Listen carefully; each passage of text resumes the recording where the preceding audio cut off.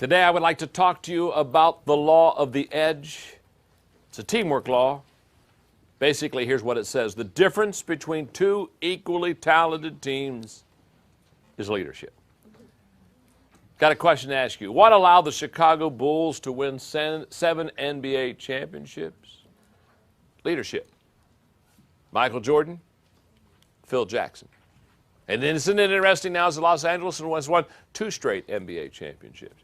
Or another question, what has enabled General Electric to gain the respect of the entire corporate world? Very simple, leadership. His name is Jack Welch. Or what secured the victory for the United States in the Persian Gulf War? Leadership.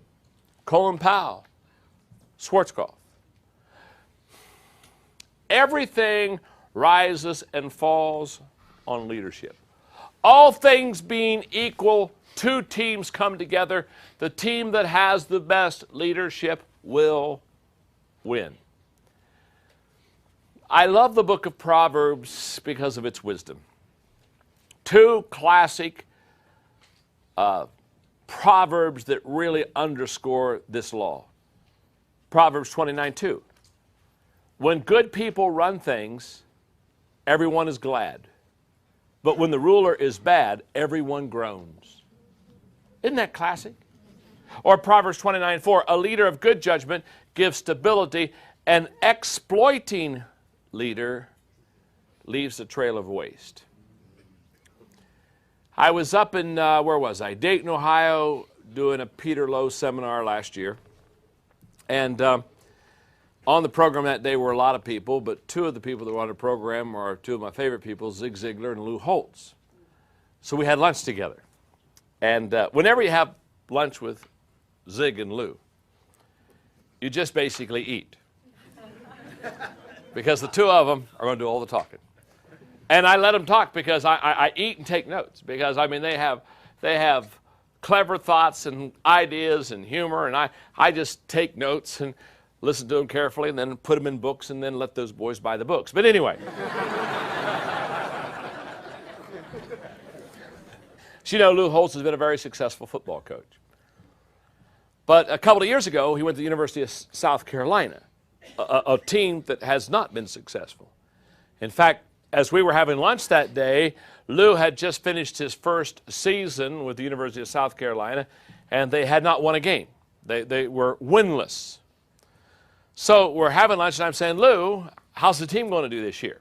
Of course, when they were winless this first year there, he had inherited a team that really didn't have depth, they didn't have a good bench. I mean, he inherited a very bad team. But he'd been there a year, so he'd been able to put his disciplines, his coaching, his leadership on the stamp on the team. And, of course, he had already recruited 1 class. So when I was asking, I said, Lou, how's the team going to be this year? He got real excited. And I thought, I don't know if you should be excited about this team. But he got real excited, and he said, John, he said, I want to guarantee you something. And he just got right down my face. He said, I want to guarantee you something. He said, I guarantee you this year the University of South Carolina will have a winning team, and we will knock off of the top 10 list one of the major college teams this year. I guarantee you we'll do that. So I said, whoa, that's pretty big from a team that didn't have any wins last year. I think it was the 3rd game of the year. They came down to Georgia, or Georgia went to them. I'm not sure where, but they played Georgia. At that time, Georgia was ranked in the top 10, and the University of South Carolina beat them. So I get my little note card out, and I said, Lou, you are a prophet. You did exactly what you said. Good luck for the rest of the season. Said a couple other things and sent it off to him.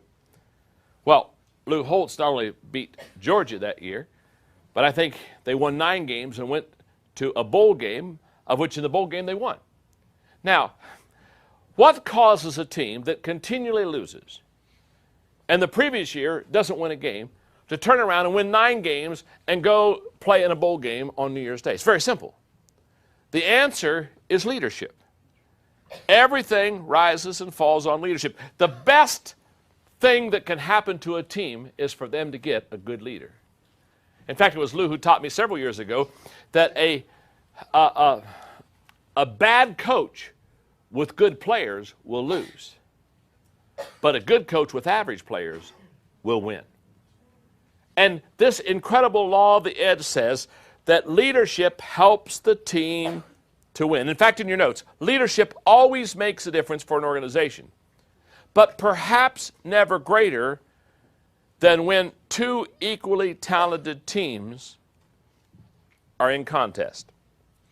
One of the best leadership books I've ever read, it's a classic book, is The Leadership Challenge. This is a marvelous book because it helps really reduce down to very simplified form what leaders do. Posner and Kozis, who wrote this book, basically said, we're going to find and study and discover leadership, and we're going to reduce it down to its simplest common form. Basically, they said leaders do 5 things. Let me share those with you, and then let me share with you how that works with the leader's edge. Number 1, leaders challenge the process. In other words, they don't accept status quo. They don't accept things as they are. They're always asking the question, why? How could this be better? Why do we do it this way? What should we change? They're constantly challenging the process. They don't go with the flow. They ask hard questions. They buck the system. They have probably a courageous entrepreneurial spirit. They challenge the process. That's one thing that leaders do. The second thing that leaders do is they inspire a shared vision. They have the ability to take a vision and inspire people with that until it becomes a shared vision. Remember earlier in one of the training tapes on one of the laws, I talked about what does a leader do well? A leader takes the dream or takes the vision and takes it from me to we. That's exactly what Posner and Kozis are saying right here. They're saying leaders take a vision and they inspire what kind of vision? A shared vision until everybody has ownership of it. Number 3, leaders enable others to act. In other words, leaders become catalysts for people to move forward and to act. They lift people. They mobilize people. People are invigorated by their leadership and seem to become more action-oriented when a good leader is around. Number 4, leaders model the way. Leaders become good examples. They show the way, they go the way, they know the way. In other words, leaders understand that people do what people see. So therefore, they're constantly modeling for their people the type of leadership, the type of team members they want to have play for them. Number 5, leaders encourage the heart. They are chief encouragers. Let me define encouragement for you. I think encouragement is the oxygen of the soul. Encouragement breathes life into people. Remember when you were a kid, I don't know, did you ever do the song when you were a kid in elementary school, "Oh, give me a home where the buffalo roam"? You know, Home on the Range, that's what it's called, Home on the Range, remember? And where there's that little part in the song that says, where there never is heard a discouraging word. I've never found that place. I go to Texas a lot. I've never found that place yet. Keep looking for it. But wouldn't it be wonderful to be in that kind of an atmosphere, in an environment, as Ken Blanchard talks about raving fans, where you encourage and enable people to go to a whole new level where you really do become wind beneath their wings. Now what these two guys say in the Leadership Challenge is that leaders do these 5 things very effectively. They challenge the process, they inspire shared vision, they enable others to act, they model the way, and they encourage the heart. Now here's what I think is interesting about the 5 things or 5 observations of these 2 men concerning what leaders do effectively. 4 of the 5, numbers 2, 3, 4, and 5, are all directly team-related. All 4 of them. Now, challenge the process, that can be done individually. You could look at things as an individual and say, I'm not sure it should be that way, and ask some of the hard questions. You don't have to always challenge the process with a team, but I will tell you this, if you're going to inspire a shared vision, that's with a team.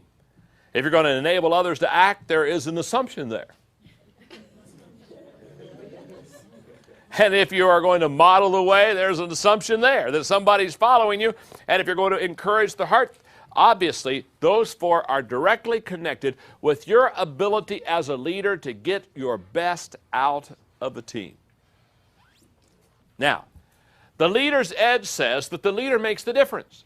So let me just put on a leader's hat for a moment. If you're a leader, let me ask you a question. Are you making the difference for your team? Are you are you a lid lifter? Or do you put lids on your team? I shared with you another training tape that one of the things I like to do is I like to add value to people. And another time somebody's asked me what to do, and I thought about it for a moment, and I said, I lift lids for people.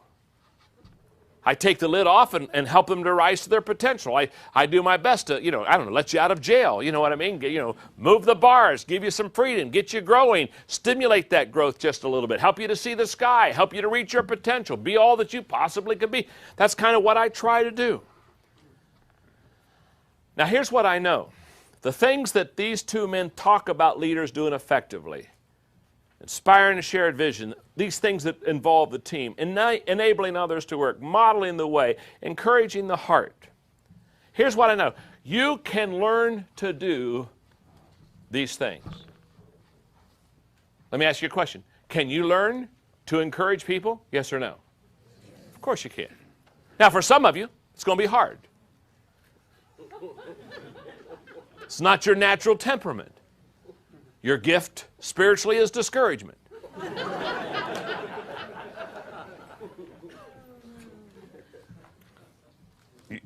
You okay? In fact, if you're not sure who you are, ask me after this session. I've been with you all day. There are some of you I just want to meet. I mean, you just have a smile, you just want to go out and meet you. There are some of you, let's wait a day or two.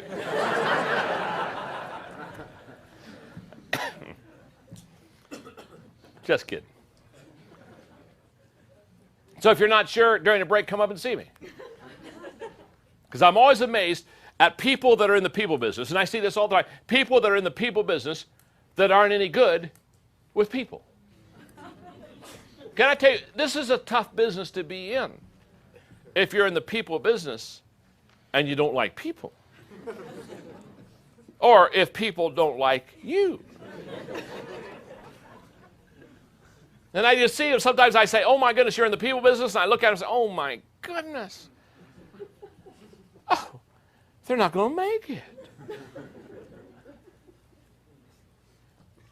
Now, I don't do this, but there are a lot of times when sometimes I just want to go up to people and say, do you know you're in trouble?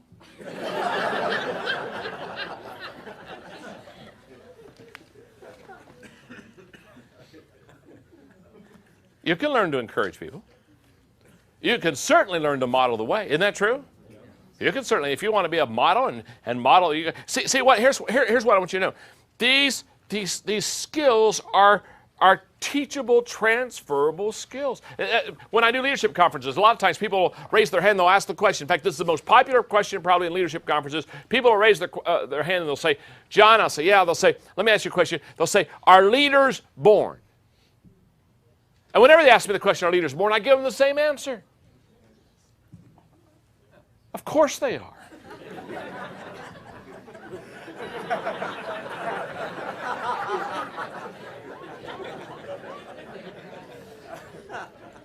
Think about that question.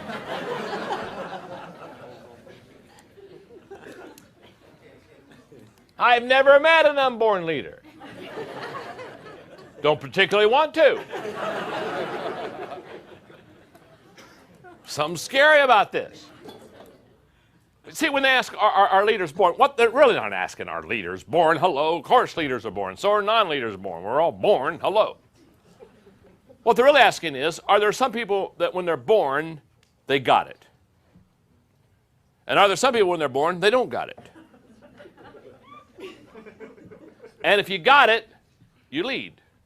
And I guess if you don't got it, you find a line.